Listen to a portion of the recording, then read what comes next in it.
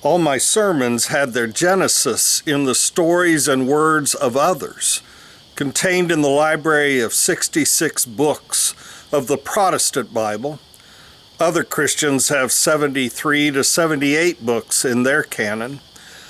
Most of my sermons were composed of commentaries, insights, experiences, stories, illustrations, and sermons I ingested from decades of disciples.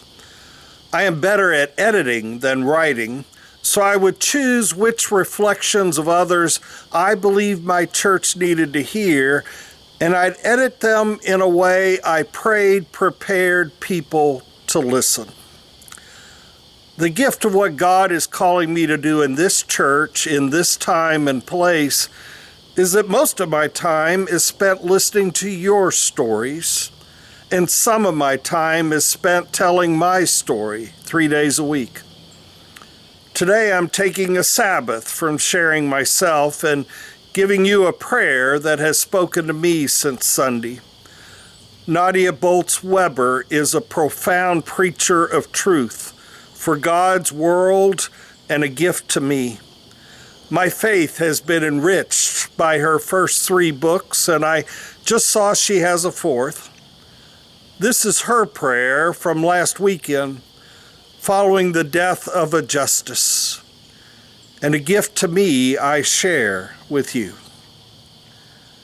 God of all beings, a lot of us feel less safe than we did a few days ago, and a few days ago we weren't feeling that secure to begin with.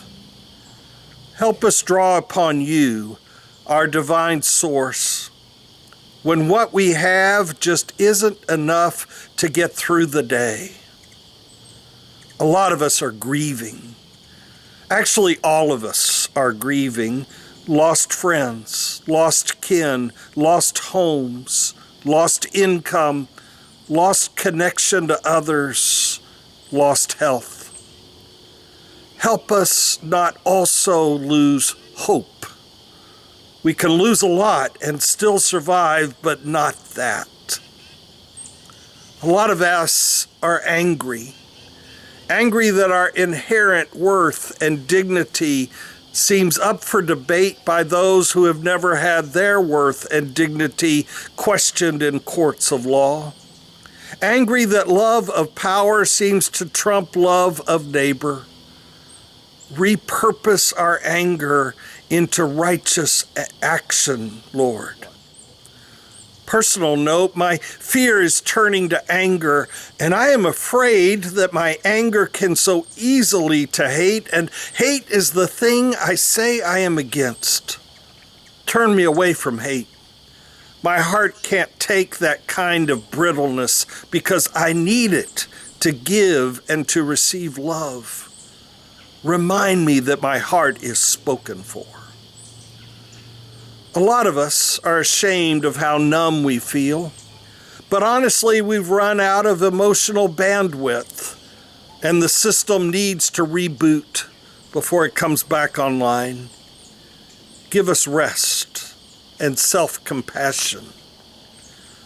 A lot of us are joyous and feel like we have to shield that joy from others, lest it seem like we are callous towards those who are hurting.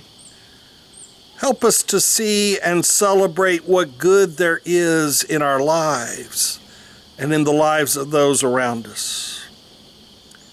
I don't think you created us to be able to metabolize such a constant stream of bad news every day, Lord. But I do know you created us to metabolize cookies. And for that I give you thanks and praise. They are helping, but they are not enough. So if you could show the hell up right now, that would be great. And if you are already showing up, give us new eyes to notice you. Amen. Nadia Bolz-Weber, The Corners, 9/20/20.